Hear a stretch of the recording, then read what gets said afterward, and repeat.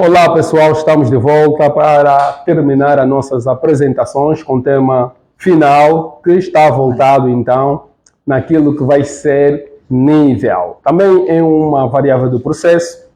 Os nossos colegas vão fazer uma apresentação, explicar detalhadamente, né, que é aquilo que é o padrão que nós estamos acostumados a falar, mas também vamos falar então de instrumentação na refinaria e na indústria de petróleo e gás. Este que nós temos na Angola NG. Ou seja, nós estamos a falar da Angola NG, sim, é nosso nacional, podemos sim mencionar, né? Podemos sim mencionar nas LNGs, né? Onde então os colegas vão poder falar detalhadamente sobre esse tema, não tem problema nenhum. Agora, também vamos falar dos protocolos. Nós vamos ter protocolo de comunicação que vai ser Modbus e IO-Link. Então, os colegas que estão em casa, os que estão presentes, vão acompanhar aqui a apresentação dos nossos colegas até o final, para que possam então perceber mais ou menos o que é instrumentação, o que é a variável nível e os instrumentos de controle. Muito obrigado, colegas, o palco é vosso. Tenho isto. Supervisor, comando. Só tem depois colocar aqui.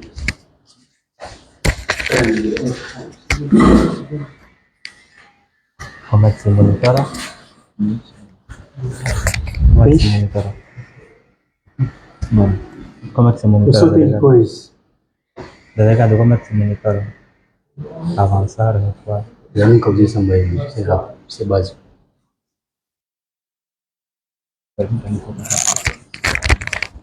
Como é que se monitora? Avançar, recuar.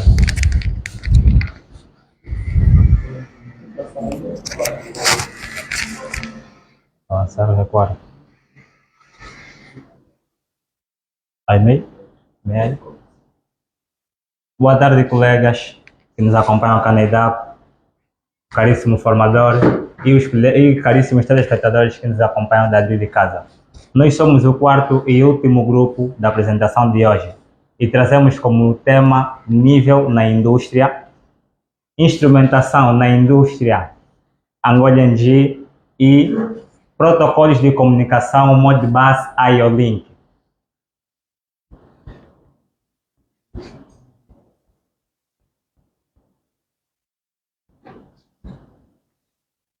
Bem, temos como integrantes do grupo eu, Antônio Chiquete, colega Francisco Pereira, Uriel dos Santos e André Castro. Apresentaremos ou temos como índice técnicas de medição de nível, onde falaremos sobre significado da medição de nível, razões para controlar o nível na indústria, métodos tradicionais de medição de nível, régua de nível, medição de divisor de vidro, medidores de divisor de vidro, boias e medidores de flutuação e instrumentação moderna para medição de nível. Medição de nível por pressão diferencial, medição de nível por ultrassom, medição de nível por capacitância, medição de nível por radar e depois chegaremos no segundo tema, que é instrumentação na refinaria de petróleo e nas plantas LNG. Depois também teremos como terceiro tema protocolos de comunicação Modbus e IO-Link, onde teremos protocolos de técnicas de medição de nível.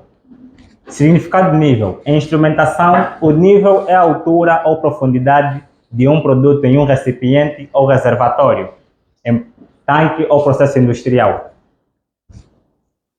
E encontramos várias razões para a medição ou para controlar o nível, onde temos eficiência operacional, segurança, otimização de recursos e minimização de custos. Na eficiência operacional, visa melhorar diferentes processos, ou não só reunir atividades práticas, como também o dinamismo tanto dos funcionários como dos equipamentos. Segurança. É uma obrigação controlar o nível, isto para evitarmos acidentes ou de trabalho. Ou como é que podemos ter acidentes de trabalho no controle do nível? Caso não controlarmos o nível adequadamente, podemos nos deparar com transbordo do produto, que pode causar acidentes de trabalho e, em casos de materiais corrosivos, pode ter consequências mais drásticas. Otimização dos recursos. Na otimização dos recursos, tratamos de aumentar a produção da empresa, ou seja, nós precisamos reunir as condições físicas e monetárias para aumentar a produção e reduzir custos, tipo evitar perdas. Minimização de custos é algo que não tem muito por falar, é reduzir os custos.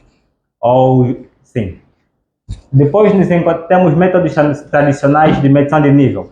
Antes de definir essas coisas que estão aqui, eu direi que existem várias formas de controlarmos o nível. Temos medidores de ponto ou contínuo, medidores direto e indiretos. Também temos medidores digitais e analógicos. Contínuo, sim.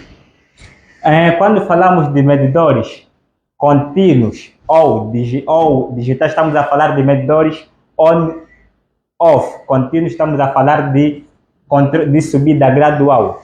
De realçar que nós vamos nos deparar com medidores de medição contínua quando queremos controlar o processo. Porque nós utilizamos os medidores digitais quando nós queremos por razões de segurança, que on-off é aberto e fechado. Temos medidores diretos e indiretos, ou, para melhor entendimento, darei um exemplo de medidores contínuos, que temos regras graduadas, e medidores de ponto, temos um radar de onda guiada.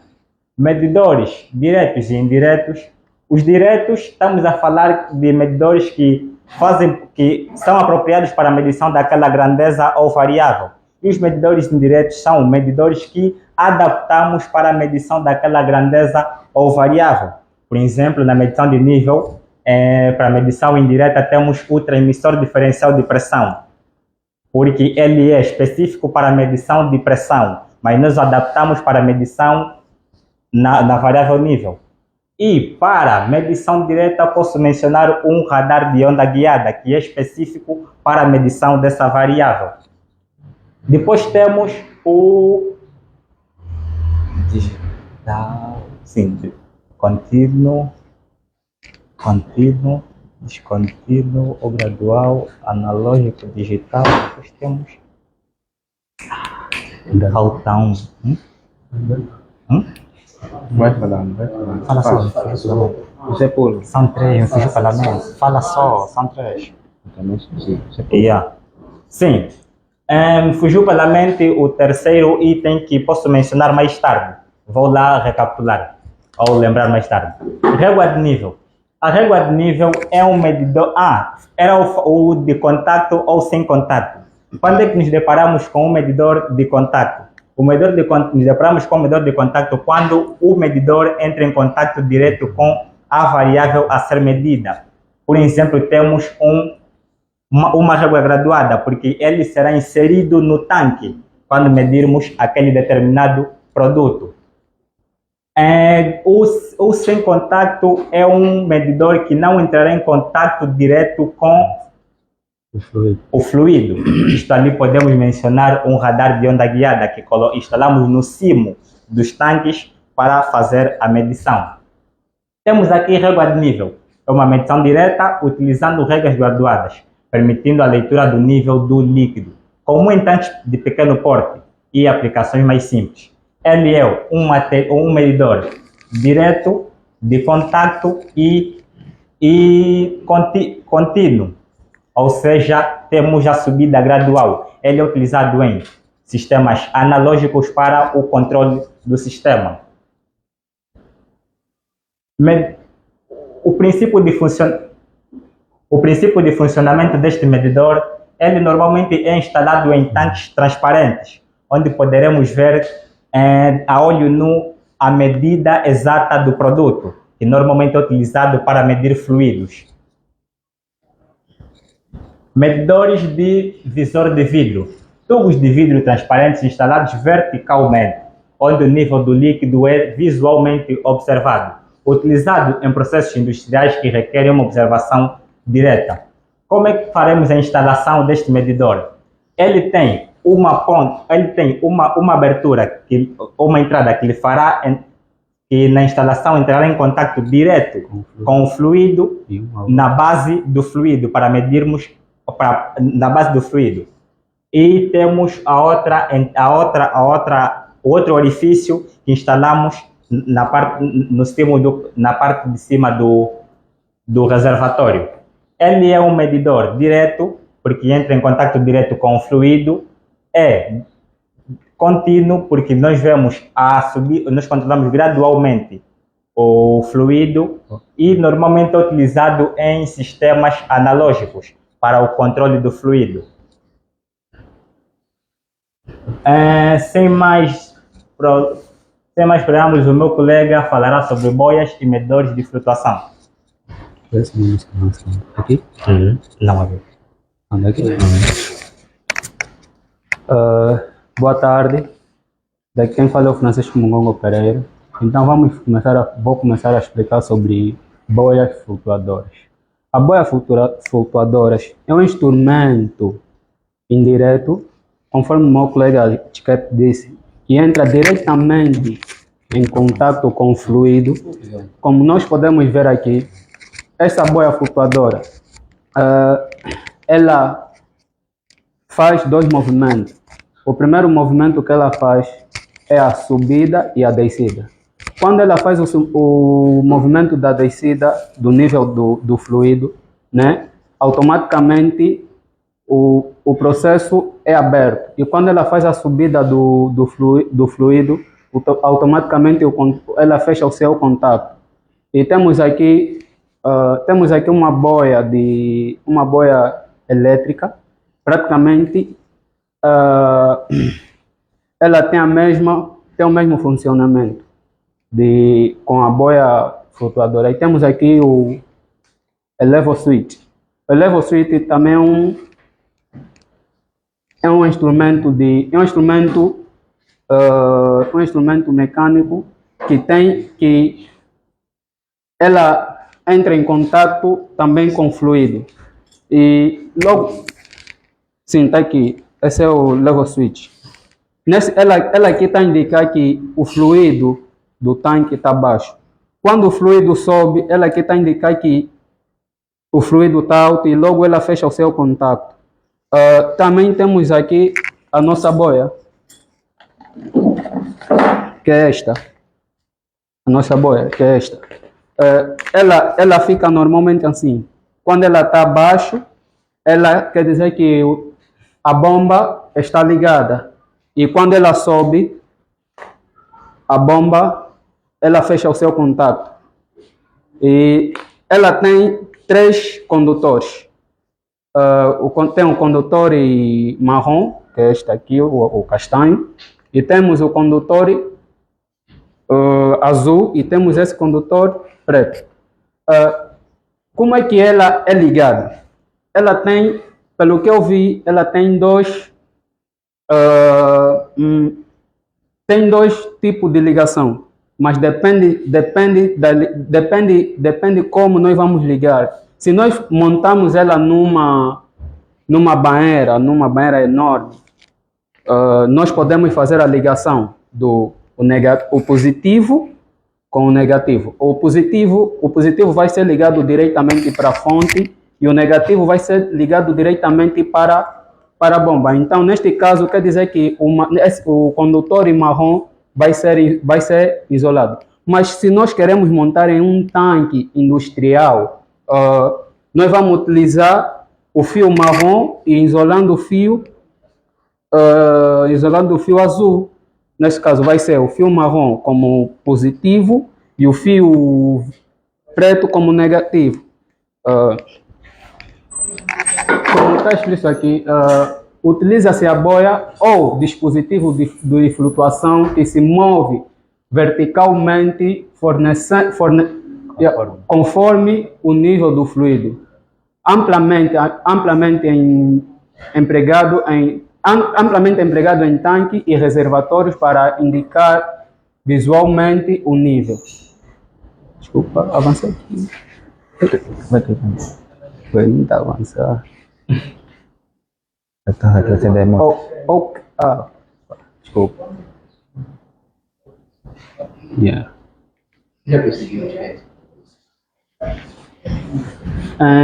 Embora eficaz, esses métodos tradicionais apresentam desafios em termos de precisão e amplicidade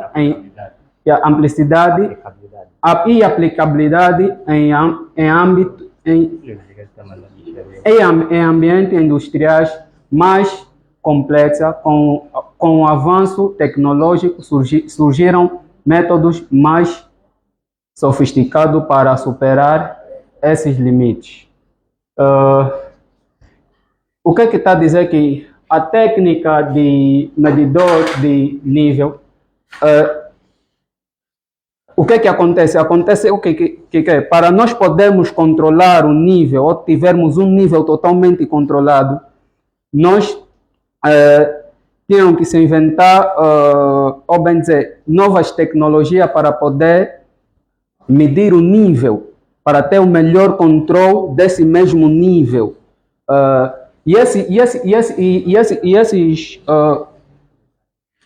Esses instrumentos para controlar, e temos diversos instrumentos para controlar totalmente o nível.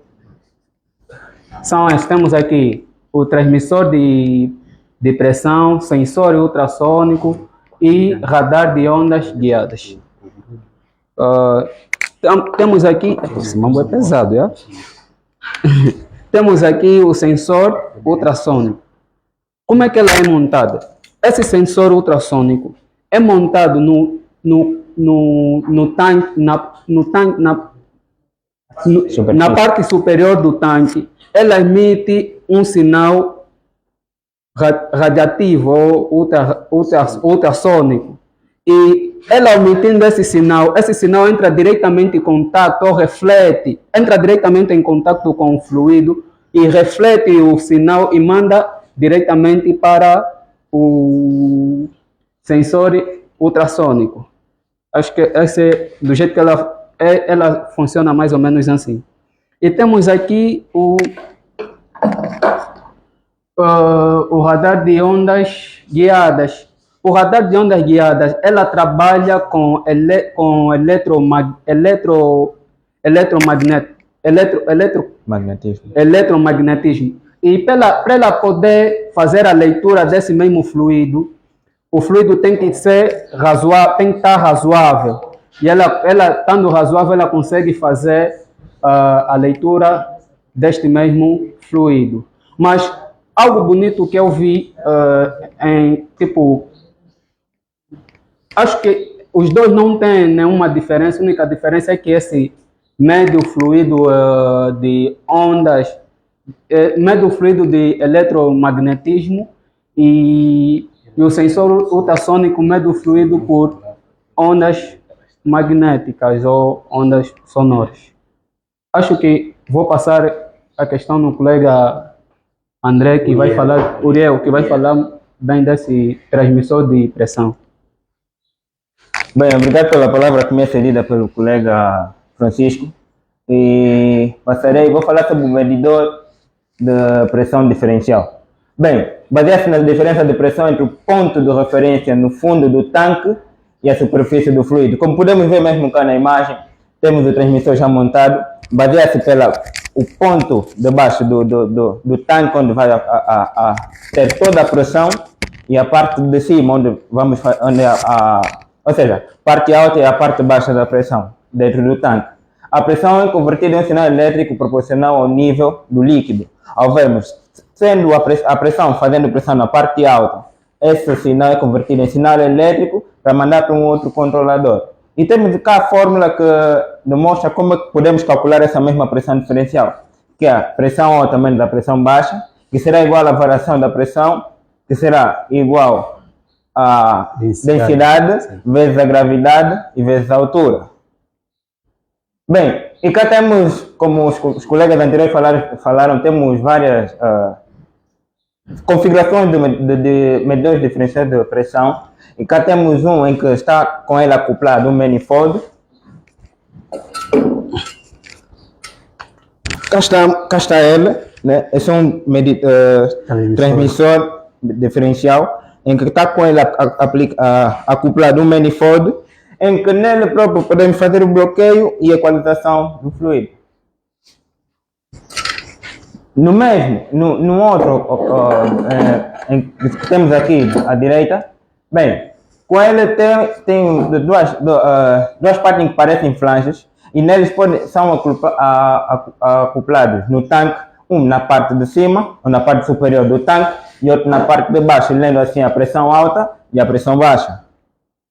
Como podemos ver cá nesta imagem, um é aplicado cá na parte baixa e outro na parte de cima. Como é um tanque fechado, neste tanque fechado, cá em cima também temos uma pressão, e essa mesma pressão é anulada pela parte baixa. E cá, esta linha indica que tudo abaixo desta linha onde foi montado o transmissor, ele não faz a leitura, ele faz a leitura a partir do fluido todo que está por cima, por isso é que nós aplicamos o próprio transmissor cá embaixo. E no tanque aberto, ele faz a leitura da pressão hidrostática, pois temos a pressão da atmosfera e do próprio fluido dentro do tanque. Bem, e como toda obra humana tem as suas vantagens e desvantagens, vantagens e desafios. Bem, ele oferece alta precisão e mesmo em ambientes desafiadores. É resistente a interferências externas como espuma e turbulência. E além disso, é altamente versátil e pode ser aplicado em uma ampla faixa de pressão e temperatura. Bem, também tem os seus desafios. A precisão pode ser afetada por mudanças na densidade do fluido, especialmente em fluidos espessos, corrosivos ou hostis. Também pode ser sensível à mudança de temperatura ambiente quando instalado com tubulação de impulso. Terminando a minha explanação, passo a palavra para o meu colega André. Obrigado, colega Uriel. Nós estamos aqui mais uma vez para fazer a apresentação do tema, as técnicas de medição. Eu vou dar continuidade da apresentação. Eu vou falar, antes de falar do medidor ultrassom, de nível por ultrassom, eu gostaria de fazer uma pequena revisão, um pequeno overview do que os meus colegas falaram, se que me for permitido pelo formador. As técnicas de medição de nível que os meus colegas acabaram de falar, os tradicionais, eram os primeiros a serem utilizados antes de virem essas tecnologias que nós temos aqui, que é a implementação dos transmissores diferenciais de pressão, medição por radar, medição por sensores ultrassônicos e mais outras tecnologias que tem por ali. Falar de medição por ultrassônico é nada mais não falar que é um tipo de medição que utiliza o dispositivo utilizado é um sensor ultrassônico que ele emite um sinal, emite e recebe um sinal sônico que ele manda para o fluido aqui para a medição de nível. Nós podemos ver aqui ele emitindo o sinal e o tempo de resposta que este sinal vai fazer com que o transmissor, com base nesse tempo de resposta, é calculado o nosso nível do fluido ou do produto dentro do tanque. Este transmissor tem uma aplicação versátil, é eficaz em líquidos não condutivos e sólidos a granel. Nós podemos utilizar este sensor ultrassônico. Falar das vantagens, e oferece uma alta precisão em condições adversas, não requer contato. Se não requer contato, quer dizer que é isento a manutenção em termos de... porque não há peças móveis que são suscetíveis a uma fadiga, ao encravamento. Então, necessário, eles, como é sem contato, tem uma vantagem comparando com outros sensores de medição de nível, que é o caso da boia da boia de nível e os level switch. Os level switch, que é este aqui, por exemplo, este sensor aqui é o level switch. Ela, como possui peças com movimento, né? Movimento com o andar do tempo, pode se desgastar com facilidade. Já o nosso transmissor, já o nosso sensor ultrassônico, como não possui partes móveis e não precisa contato, é uma vantagem que lhe coloca em relação a outros medidores de nível. Pode ser utilizado em tanques de grandes dimensões e com produtos químicos agressivos. Como disse o meu colega Uriel, que para toda máquina há vantagens e desvantagens. Podemos ver as limitações desse sensor de nível, que ele é sensível a variações do ambiente. Quer dizer que se nós tivermos um ambiente onde há muito barulho, por ele utilizar ondas sonoras, pode muito bem interferir na precisão da sua medição. Em ambientes com obstáculos, a ondas, isso que eu disse há pouco tempo, é sensível a variações de velocidade, porque de velocidade do som, que podem ocorrer com mudanças de temperatura. O medidor de nível por capacitância, nós não temos aqui, mas é um medidor de nível que utiliza o princípio, baseia-se na variação da capacitância. Baseia-se na variação da capacitância do sensor em função do aumento ou a diminuição do nosso produto dentro do tanque. E nós temos dois tipos de sensor de nível por capacitância. Temos uma haste que faz o seu campo elétrico ou forma uma espécie de um capacitor com o tanque, com as paredes do tanque, desde que o tanque seja feito de metal. E nós temos também outros sensores, um outro tipo com duas hastes, que essa aqui pode ser usada para medição de nível no reservatório de um material não condutor. Aplicações. É eficiente em líquidos condutivos e não condutivos, além de sólidos a granel, amplamente utilizado em setores como petroquímica, alimentos e farmacêutica. Dando continuação, temos aqui as vantagens. É altamente sensível e preciso, oferece uma boa resposta às alterações do nível, não é afetado a mudanças de pressão e a mudanças de temperatura ou pressão, tornando uma vantagem comparando com outros medidores de nível, que é no caso do transmissor diferencial de pressão, que em função se nós variamos a densidade do fluido, que pode variar em função do aumento ou a diminuição da temperatura, podemos também variar, pode afetar a precisão da nossa medição.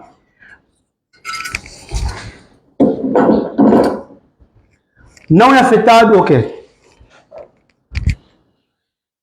pode ser impactado pela presença de revestimento, nos eletrodos. Imaginemos que nós estamos a medir o nível de uma substância de alta densidade. Em função da temperatura, a nossa densidade pode aumentar ou diminuir. E nós estamos a medir a densidade e cria-se um encrostamento ou a substância a ser medida solidifica nos eletrodos, isso vai interferir na precisão ou na medição do nível utilizando este tipo de sensor. Também já é uma desvantagem para certos fluidos. Requer considerações específicas para materiais do eletrodo, especialmente em ambientes corrosivos. A precisão pode ser afetada em líquidos com baixa constante de elétrica. Medição de nível por radar. Nós aqui na Hidalgo não temos um medidor de nível que usa as ondas magnéticas ou magnéticas, certo? Mas nós temos aqui, posso dar alguns exemplos aqui, é um medidor de nível que utiliza as ondas eletromagnéticas, que é para calcular o tempo de ida e de volta do sinal que ele emite. Em função deste tempo de ida e de volta, o tempo de resposta, ele vai determinar qual é o nível dentro do tanque. Podemos ver que, falei há pouco tempo, falei do sensor de nível, utilizando ondas ultrassônicas.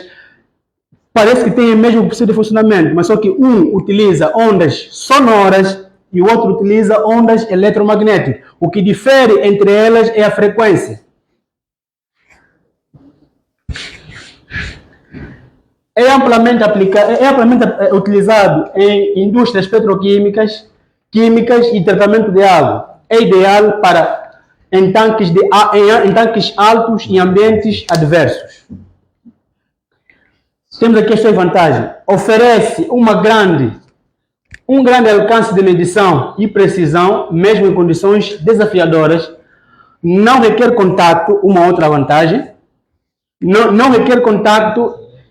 É resistente a variações de temperatura e pressão. Os desafios. É sensível a obstruções no tanque, como agitadores ou estruturas internas do tanque. Por exemplo, se nós estivermos a medir o nível num misturador, utilizando o sensor que utiliza as ondas por radar, já seria um desafio enorme por causa dessa limitação. Porque os elementos internos podem afetar a sua precisão. Pode ser afetado por reflexões múltiplas em líquidos turbulentos. Por exemplo, se nós tivermos um líquido que tenha muita espuma, ele pode nos dar uma medição falsa do líquido que nós queremos medir, ou da substância que nós queremos medir, por causa da espuma. O custo inicial pode ser elevado, mas em comparação com alguns métodos mais, a durabilidade ao longo do tempo. Não é que isso eu quero apresentar? Enfim. Pessoal, falando agora dos sensores de nível, nós vimos que em nível nós vimos sensores de ponto e sensores contínuos. Os sensores de ultrassônico, o radar o radar e o ultrassônico são sensores contínuos. Além desses sensores que nós não colocamos no nosso trabalho, existem mais outros sensores que são empregados na indústria, no modo geral, que é o famoso tuning fork. O tuning fork é um sensor que tem o seu funcionamento baseado na vibração dessas hastes aqui, desses dois pás que parecem um garfo. Eles vão vibrando em função da ausência, a vibração vai aumenta ou diminui em função da ausência ou presença do fluido a ser medido. Sem mais delongas, passo a palavra para o meu colega Chiquete, que é para dar continuidade. Sim, obrigado pela palavra, colega André. Passo para o segundo tema, que é a instrumentação na refinaria de petróleo e plantas LNG.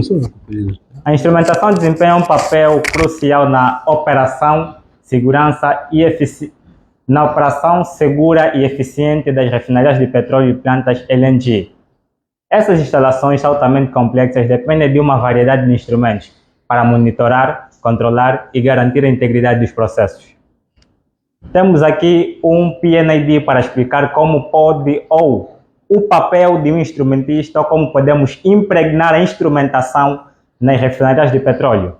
Temos aqui um sistema trifásico.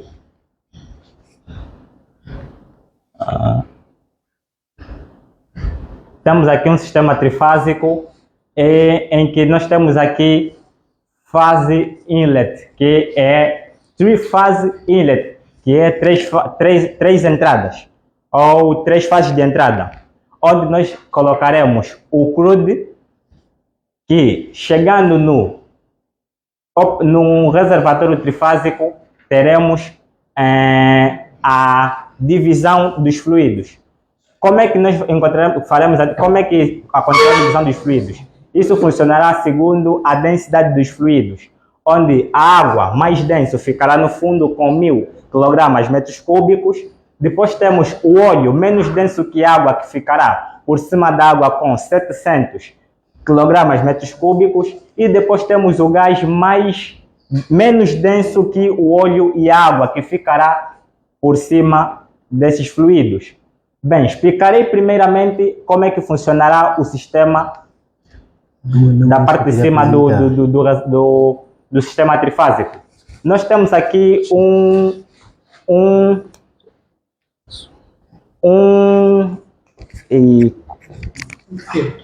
flame, sim, um filtro. Posso já dizer que é um filtro. Este filtro, ele facilitará ou permitirá a saída do gás, mas ele do gás, líquidos, gases ou vapores, mas ele impedirá a saída de chamas ou a passagem de chamas. Essa é a finalidade dele. Permite a passagem de gases, misturas gasosas e líquidos, mas impede a saída ou passagem de fogo. Por isso chama-se flame. Sim. Depois temos aqui uma gate valve, que ela bloqueia ou minimiza a passagem de fluidos, líquidos ou gases. Depois temos aqui uma gate valve, traduzindo é válvula de gaveta. Depois também temos aqui uma válvula que manual para bloquear, sim, onde podemos, essa aqui é normalmente aberta, onde aqui depois nos deparamos com um redutor para reduzir o fluxo que virá daqui, ou seja, vai reduzir a velocidade do gás. Depois nos deparamos com uma válvula de controle. A válvula de controle, como o seu nome já indica, ele serve para controlar. Essas aqui são de bloqueio e essa é de controle. A diferença entre eles é que a válvula de bloqueio ela é só on-off, aberta, fechada. Já de controle ela pode abrir gradualmente, permitindo o fluido passar rapidamente, lentamente ou normal.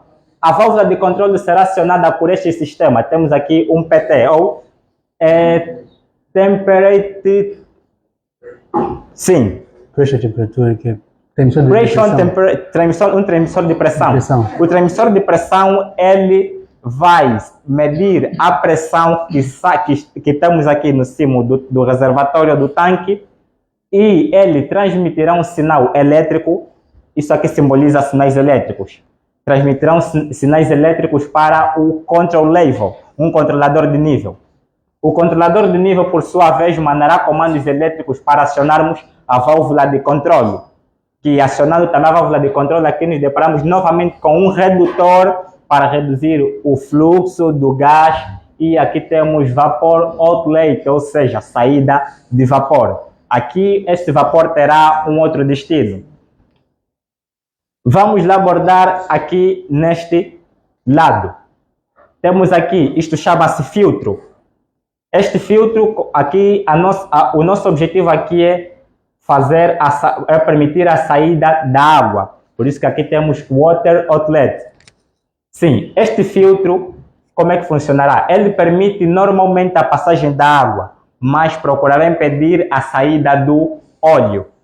O filtro normalmente nos ajuda a permitir a passagem daquilo que nós precisamos e impedir a passagem daquilo que nós não precisamos naquele exato momento. Então aqui passa água, é claro que provavelmente passará também um pouquinho de óleo, mas não na medida que passaria caso não tivéssemos esse filtro. Passa aqui por essa gate valve e depois nos deparamos aqui também com esta válvula. Esta válvula serve para auxiliar a válvula de controle. Agora, esta válvula colocamos aqui para em casos de avarias nessa control valve, porque nós sabemos que os sistemas automatizados têm muito mais probabilidades de estragar em relação aos sistemas manuais ou os instrumentos manuais. Então, colocamos aqui uma válvula manual para, em casos de avaria, nós bloqueamos aqui e temos aqui um bypass. Bypass chama-se caminho alternativo. E afirmo que os bypasses normalmente só encontraremos válvulas manuais. Nunca utilizaremos uma válvula de controle em bypasses. Sim, em casos de avaria aqui na válvula de controle, nós temos aqui uma válvula para segurança, uma válvula manual e utilizamos o caminho alternativo para a saída da água.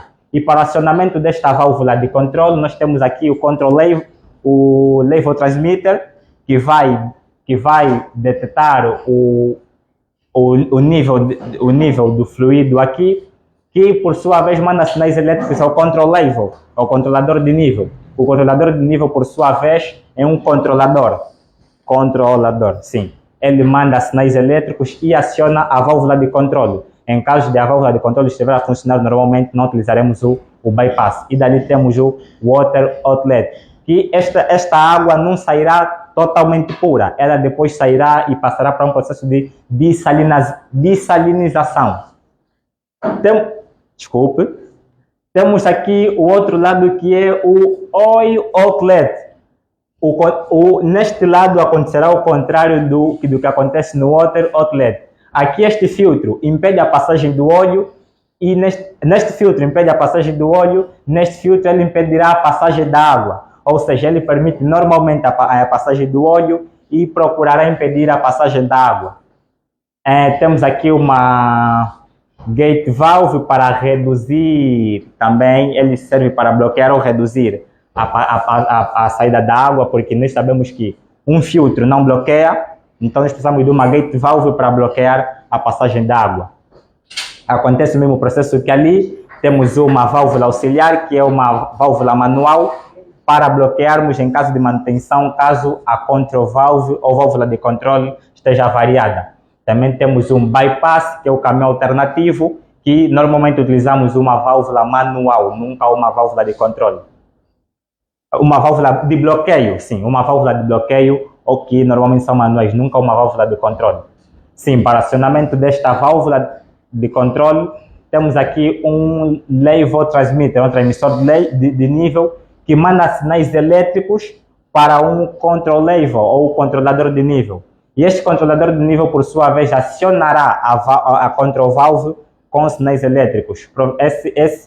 Sim, a válvula abre e nós temos aqui um redutor, reducer ou redutor, para reduzir a velocidade do fluido. Neste caso, como fluido, aqui temos óleo, ali reduz o fluido, que é a água, e aqui o gás. Dali nos encontramos novamente com uma gate valve e temos a saída do óleo, que também irá num outro processo, porque provavelmente ele também sairá com um pouquinho de água, e o nosso objetivo é eliminar totalmente a água deste lado.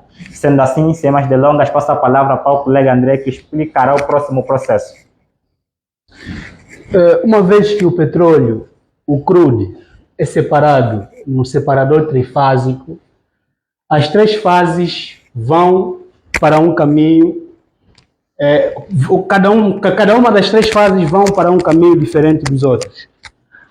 A água vai para um outro processo, que é o processo de tratamento, porque essa água pode ser usada aqui para criar pressão no poço de exploração do petróleo. O vapor, que na verdade não é vapor, é gás, esse gás vai na unidade de tratamento e processamento de gás, que é nas unidades UPGN. E o óleo vai na refinaria de petróleo, mas antes ele é armazenado em tanques, Depois do separador trifásico, o óleo é armazenado em tanques para seguir o processo de refino do petróleo. Vemos aqui, depois do tanque de armazenamento, temos aqui o processo de dessalinização do petróleo. Uma vez que o petróleo é separado no separador trifásico, existem alguns sais que necessitam ser retirados do nosso petróleo cru. Então, o petróleo passa pelo processo de dessalinização do petróleo, que é para eliminar esses gases, esses sais, a fim de reduzir o teor, porque quanto menor for o teor de sal, de sais no petróleo, mais qualidade, ou melhor é a qualidade deste petróleo. Depois de sair do processo de dessalinização do petróleo, é pré-aquecida numa caldeira a 600 graus Celsius. Com qual fim que necessitamos aquecer o petróleo? O petróleo. Sabemos que a densidade depende muito da temperatura. Então, quanto maior for a densidade, mais dificuldade tem de se mover ou de escoar esse fluido. Então é necessário elevar a temperatura para diminuir a densidade, para facilitar o escoamento ou a movimentação deste fluido durante o processo de refino do petróleo. Nós temos aqui, depois da caldeira, ela vem agora na torre de destilação, onde vamos ter diferentes partes, onde o petróleo cru será fraccionada de acordo com a temperatura por camadas ou por andares na torre de destilação. Com base nessa diferença de temperatura, o petróleo será fraccionado em função dessa temperatura. Podemos ver que na parte mais baixa da torre de destilação ficará a parte do petróleo mais pesada, que nós podemos falar que é resíduos, que nós podemos ver o asfalto e o pinche. É a parte mais pesada do petróleo, fica para baixo. Na segunda etapa ficam os outros derivados do petróleo, que nós podemos ver aqui o óleo lubrificante, a graxa. Em função desse aumento de temperatura, de altura, a temperatura vai baixando e vamos tendo diferentes derivados do petróleo em função dessa temperatura. Nós não fomos muito a fundo porque isso aqui é parte para os petroquímicos, para entender melhor o processo, para entender passo por passo como é que funciona. Nós estamos aqui para instrumentação, uma vez que nós temos variáveis de processos como pressão, temperatura, nível e mais outras variáveis presentes nesse processo aqui. Então, a nós nos interessa o controle e a eficiência deste processo produtivo do petróleo. Sem mais delongas, vamos passar para o terceiro e último tema, que é o tema dos protocolos de comunicação, que os meus colegas vão falar.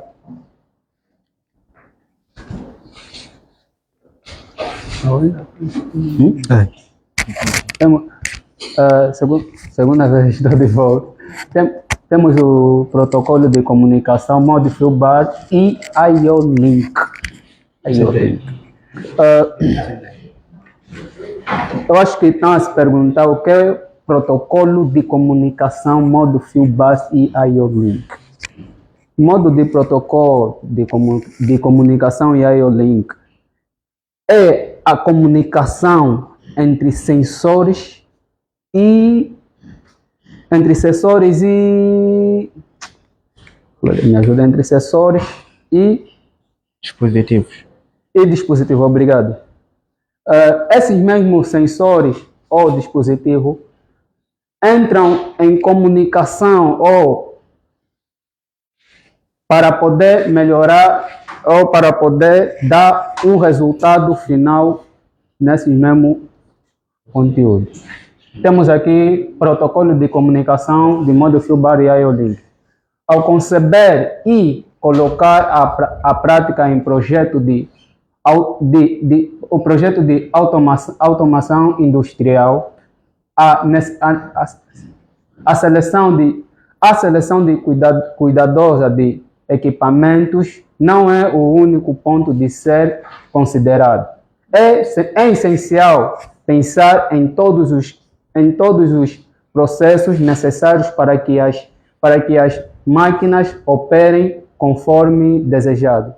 E é nesse contexto que entram em cenas os protocolos de comunicação.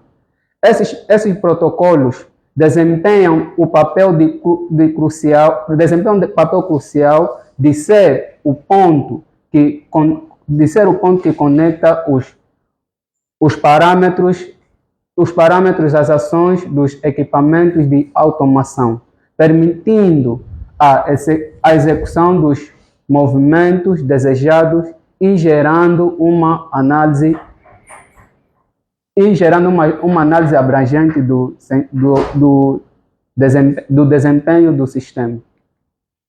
Protocolo modo Fieldbus. Desenvolve pela Modern Industrial Automation System. Hoje que é isso aqui em inglês? Obrigado, colega. com o objetivo de comunicar um dispositivo mestre com outro dispositivo escravo, independentemente do tempo de rede utilizado. Protocolo baseado no modelo mestre-escravo, onde apenas o único dispositivo mestre inicia a comunicação e escravo responde ou realiza a ação, podendo ser utilizado em diversos padrões e meios fixos como RS-232 e RS-485 ou NET. O que aqui está tentando dizer aqui? O protocolo de comunicação é que o mestre envia a comunicação e o escravo responde àquela mesma comunicação e enviando de novo, e a informação volta de novo para o chefe. E temos aqui também o protocolo modo Fieldbus, que pode ser configurado para trabalhar com um dos dois modos de transmissão indisponível, ASCII, American Code for Information Intersection, ou RTU, remoto em inglês me complica. Tá bom, vou passar a palavra para o meu colega Uriel. Muito obrigado, colega Francisco.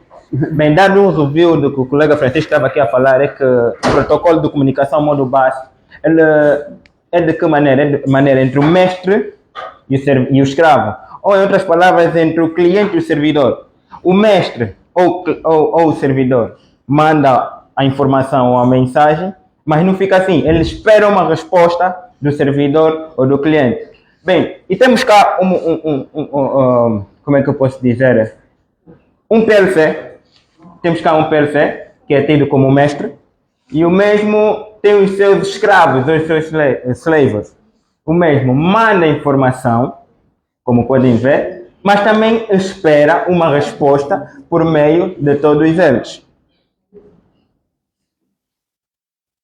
Bem, e há vários tipos de conectores, né? Como podemos ver, o conector RS-232, com velocidade máxima de 115 kB por segundo, com uma distância máxima de 15 metros. Mas o seu número de dispositivos para se conectar são apenas 2, o seu número máximo.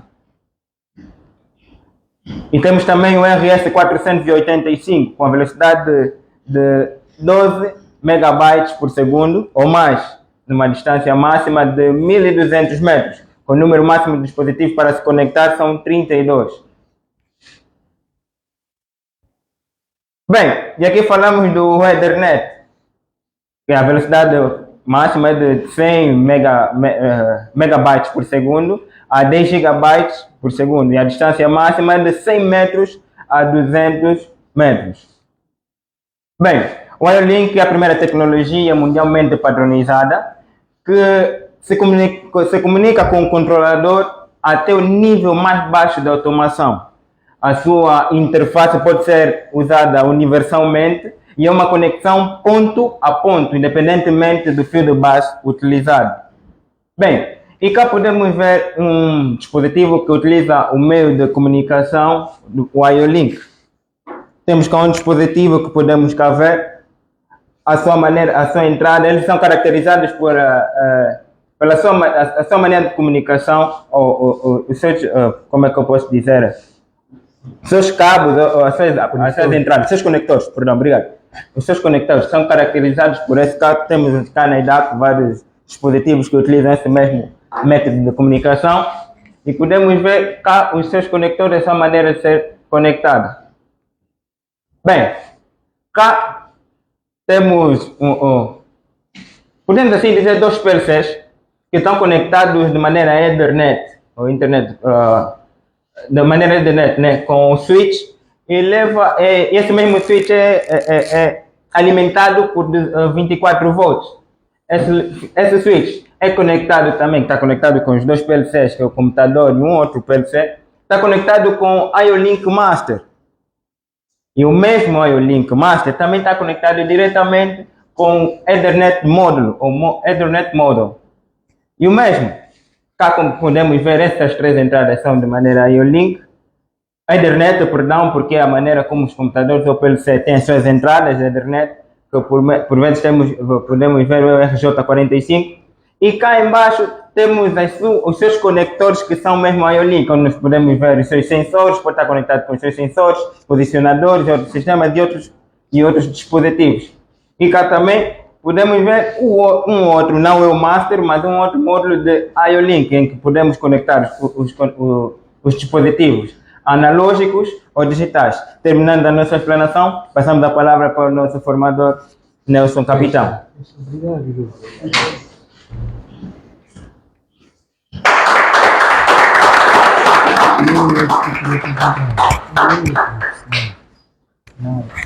Não é esse.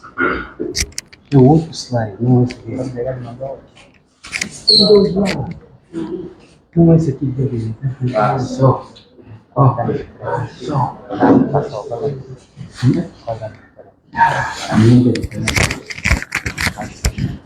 Não, está tão mais preciso. Novamente, cá estamos. Muito obrigado a todos aqueles que nos acompanharam. Quem não estava presente, de certeza vai encontrar esse vídeo na nossa página e vai poder acompanhar todas as apresentações. Então, terminamos assim as nossas apresentações de hoje. Os nossos colegas que terminaram o curso de instrumentação e controle de processos industriais. Durante 3 meses, os colegas puderam aprender 4 variáveis detalhadamente, que é a pressão, temperatura, vazão e nível. E puderam conhecer diversos instrumentos, né, de controle de processos industriais. E esses instrumentos têm o seu protocolo de comunicação. Elas podem ser a IO-Link, pode ser Modbus, ok? Então, desta feita é que vai constituindo diversos tipos de protocolo. Mas por que temos diversos tipos de protocolos? Fabricantes. Os fabricantes, né, vão ter aí patente de algum protocolo específico, vão constituir o seu instrumento, e nós, com as nossas necessidades, vamos então variar o tipo de protocolo a fim de trazer todo o equipamento necessário dos sistemas a funcionar. E também nós, nesse exato momento, concluímos com o último grupo que falou de nível, né, e também nos deu uma pequena ilustração sobre aquilo que são, então, os processos industriais nas platas LNGs. Muito obrigado a todos que nos acompanharam. Terminamos assim. Agradecemos a todos, né, em nome da IDACO. Nós sabemos que é o melhor centro de formação técnico de Angola. Então, quer ser um instrumentista, quer ser um técnico de eletricidade, de automação, vem. Nós estamos disponíveis, nos acompanha também na nossa página do LinkedIn, há muita informação. Eu, vosso instrutor Nelson Capitão, também estou no LinkedIn e tem vídeos, testemunho dos vossos colegas a praticarem, né, esse exercício todo durante o curso. Agradeço assim a todos, terminamos a nossa apresentação, muito obrigado, estamos juntos.